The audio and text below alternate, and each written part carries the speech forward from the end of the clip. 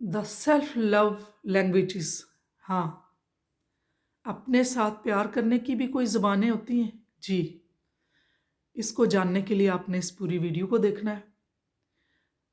5 self love languages होती हैं और इन 5 लैंग्वेजेस को जानने के लिए जब आप पूरा वीडियो को देखेंगे और मेरे साथ बने रहेंगे, तो आप ये जानेंगे कि कैसे हम अप्लाई कर सकते हैं ये 5 लैंग्वेजेस अपने साथ और अपनी सेल्फ एस्टीम को बेहतर कर सकते हैं, सेल्फ कॉन्फिडेंस को बेहतर कर सकते हैं और अपने आप को अप्रूव कर सकते हैं।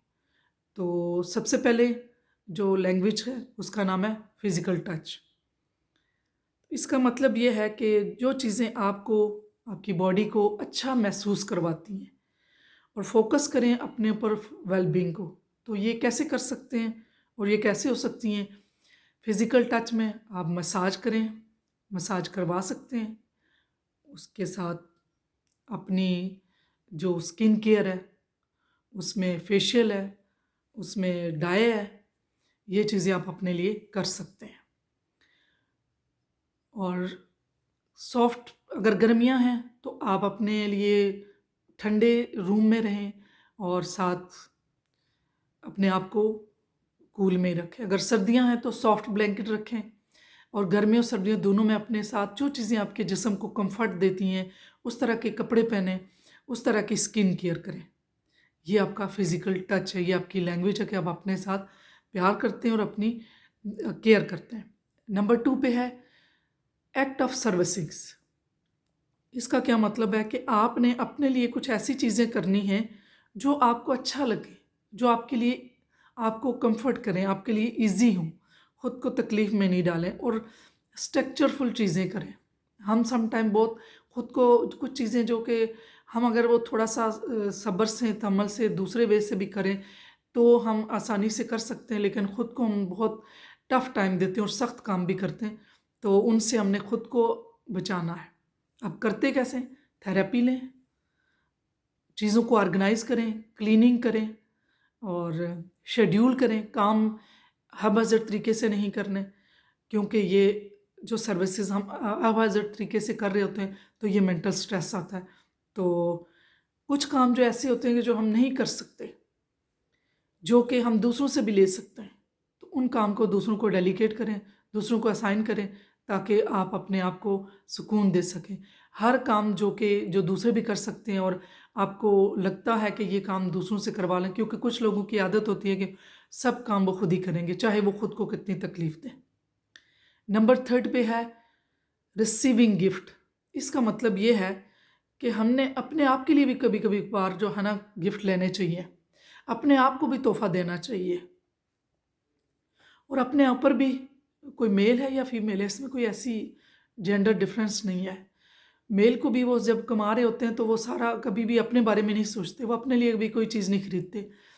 वो अपने लिए कपड़े और जूते भी नहीं खरीदेंगे, वो यही सोचते रहते हैं कि चलें अब ये दूसरों के जो है ना वो चीज़ें इस मंथ में ये कवर हो जाए तो फिर देखेंगे।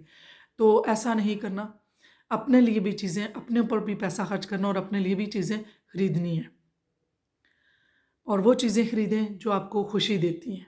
आप कैसे कर सकते हैं? उसमें है कि आप लेडीज़ के लिए और मेल के लिए डिफरेंट है, मिक्स है। गिविंग आउट भी करें, मेकअप करें, वही फेशियल इसमें भी आ जाएगा। वेकेशंस, छुट्टियाँ स्पेंड करें, वो भी गिफ्ट है।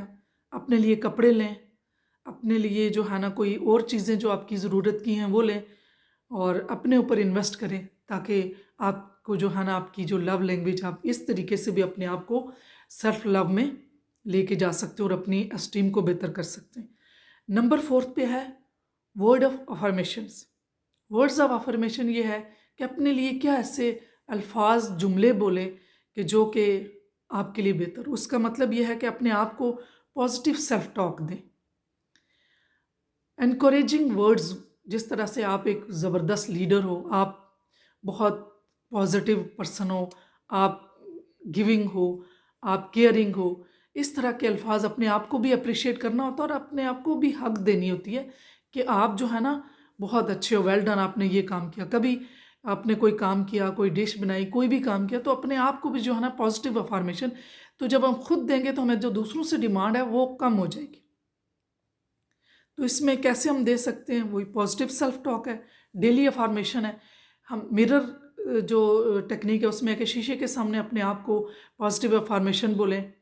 वैसे सुबह शाम के टाइम जब हमारा ब्रेन अल्फा में होता है, जब सोने से पहले और जब हम सुबह उठते हैं, उस टाइम पे अपने आप को पॉजिटिव डेलिबरेटरी सेल्फ टॉक करें और पॉजिटिव अफर्मेशन दें और लिखें, जर्नल लिखें कि जिसमें आपने जो है ना वो सेल्फ टॉक लिखी है। जो आपकी नेगेटिव टॉक है उसको पॉजिटिव में तब्दील करें। ये बेहतर टेक्निक हैं जो कि आप अपने अंदर से जो नेगेटिव हमारे अंदर चीज़ें इंस्टॉल हो चुकी हैं, मॉडलिंग हो चुकी हैं, उनको हम रिमूव कर सकते हैं। ये सेल्फ इम्प्रूवमेंट इसी तरीके से हो सकती है कि हम ये चीज़ें करें। Number 5, last but not least, quality time. Quality time का मतलब ये है कि अपने साथ भी जो है ना, कभी कभार अपने साथ भी टाइम गुजारना चाहिए।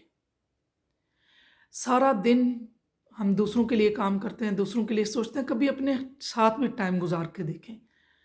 जिसको अपने साथ टाइम गुजारने की आदत होती है वो कहीं भी बोर नहीं होता। तो उसमें यह है कि अपने साथ जो आपको पसंद है हॉबीज़ वो, और जो काम आपको करना पसंद है वो, इसका मतलब ये है कि क्वालिटी टाइम खुद को देना।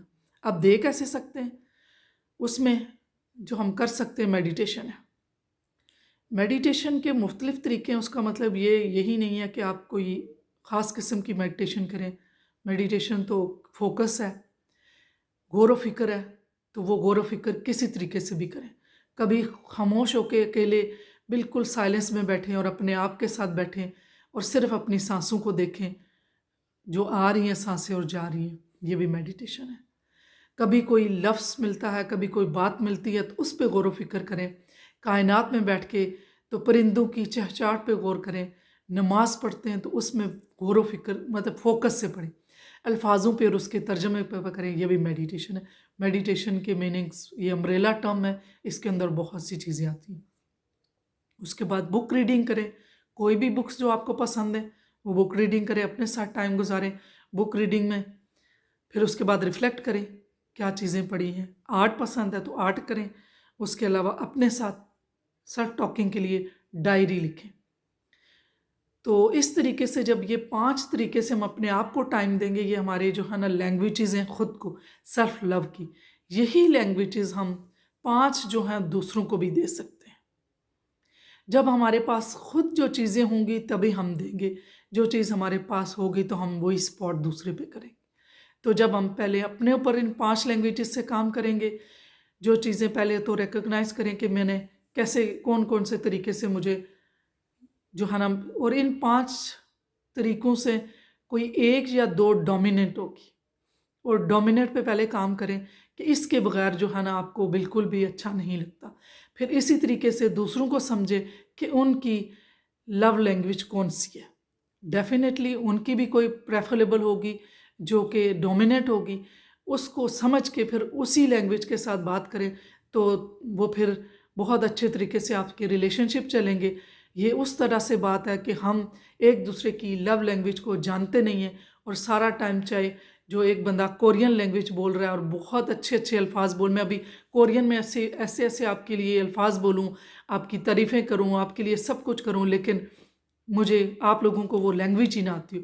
तो इसी तरीके से हमारा जो प्रॉब्लम होता है वो हमारी लैंग्वेज का होता है कि हमारी लव लैंग्वेज एक दूसरे की हम नहीं समझते। जब हम एक दूसरे को अंडरस्टैंड कर लेंगे, रिकॉग्नाइज कर लेंगे, तो फिर हमारा रिलेशनशिप बहुत अच्छा मेंटेन होगा कि हम एक दूसरे की लव लैंग्वेज को अंडरस्टैंड करें कि आपको क्या चीज़ पसंद है। प्रेफरेबल 5 जो हैं वो लव लैंग्वेजेस हैं, किसी की 2 हो सकती हैं, किसी की 3, प्रेफर जिसके बगैर वो समझ उसको नहीं लगता कि अगर इन 3 लैंग्वेजेस में बात नहीं की, जिसमें फिजिकल टच है, जिसमें हग है, क्वालिटी, कुछ का क्वालिटी टाइम हो सकता है, कुछ का गिफ्ट रिसीविंग हो सकता है, कुछ का एक्ट ऑफ सर्विसेज हो सकता है, कुछ कुछ का जो है positive affirmation, word of affirmation हो सकती है। तो अब ये जानना है कि आपके पार्टनर रिलेशनशिप में किसकी लव लैंग्वेज कौन सी प्रेफर है, फिर उसको वो आपने उसी से अपने उसके साथ डील करना है। फिर देखिएगा आपका रिजल्ट और आपका रिलेशनशिप कितना अच्छा जाएगा। फिर आप शेयर कीजिएगा, कमेंट्स कीजिएगा कि आपको ये टेक्निक्स कितनी अच्छी लगी और आपको ये लव लैंग्वेजेस की वीडियो कैसे लगी, ताकि आपको और वीडियो भी इसी तरह की मैं बनाती रहूँ और आपको इसका रिज़ल्ट मिलता रहे।